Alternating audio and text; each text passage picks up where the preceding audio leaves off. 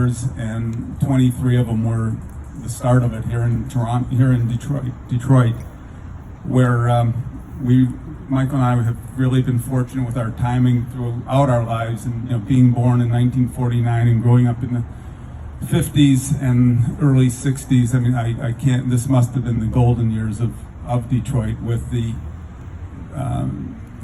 tremendous success of the automobile business.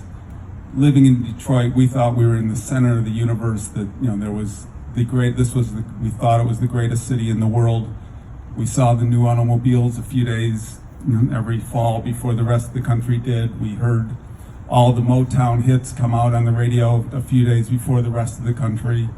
We had great sports teams. We had great neighborhoods. We had great restaurants, great museums, theaters, culture. This place was really happening. And obviously, 1967, sort of a bomb dropped in the city, and things changed so much.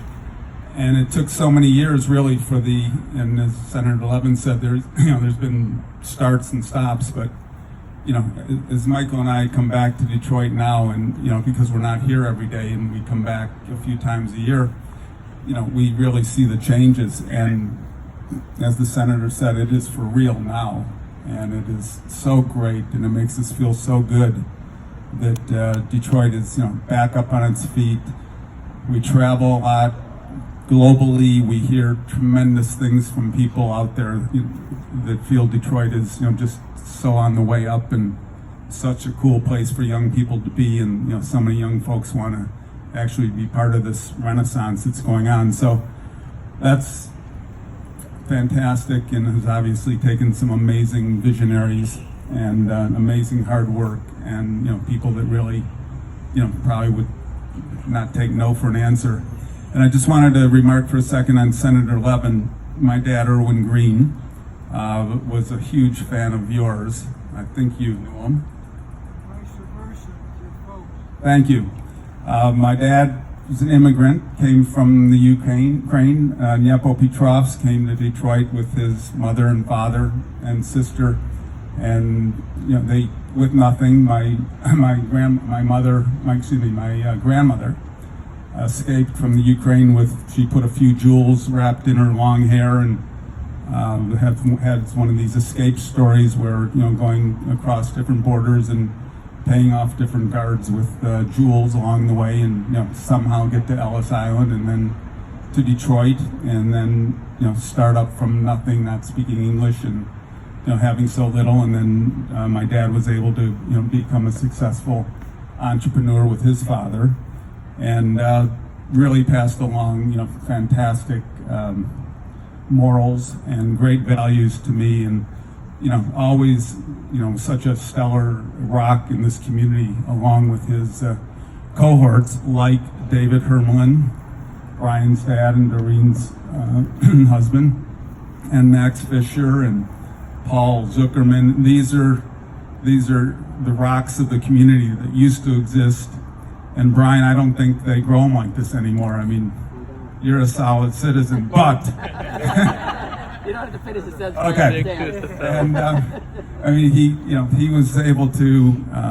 These are the folks that really instilled great values, and gave us the sense of giving back and philanthropy, and we're thankful that was instilled in us. And as Brian said, my dad got very involved. I'll take us just a minute because it's an interesting tidbit. When he turned 90 years old, in the year 2000, he went to Israel, and he had been there many times. And this was right when they had something called the Second Intifada, when there was a big uprising in the Arab community.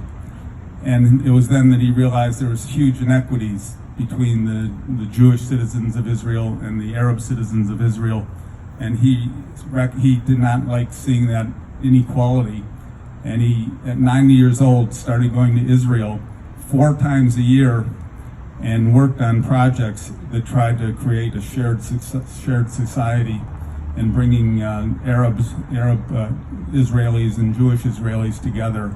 And he did that right from the time he was 90 to 99. and picked up from, living in Boca, Florida, took the plane from Lauderdale to Newark to Tel Aviv, got off the plane, went to the architect's office, started working, and he did this right through his 90s, and unbelievable mission he was on, and fortunately I was able to go on a lot of those, and was able to help with the family carry on his tradition.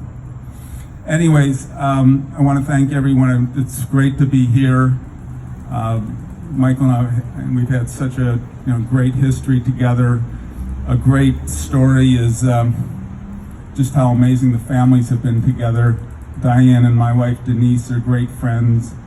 Michael and I have remained friends since 1972. Our 5 kids are great friends, and it's really quite a miraculous business story, and human story in terms of how long the friendship has lasted. And we're just very fortunate people, fortunate to be here. We're so happy again what's happening in Detroit. We're 2 of the luckiest people in the world. We're happy to be honored tonight, and thank you everyone for coming out.